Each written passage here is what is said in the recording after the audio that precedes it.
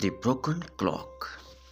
In a small town, there was an old clock hanging in a classroom. It had stopped working years ago. The paint was faded, the glass was cracked, and everyone ignored it. One day, a new student asked the teacher, "Why don't you throw this clock away?" The teacher smiled and replied, "Because even though it's broken, it's right twice a day."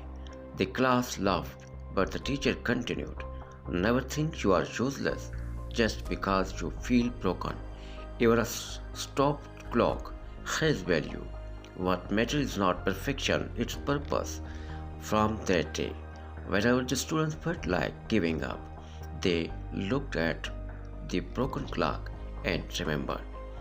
Moral: your condition does not define your future worth. Keep going.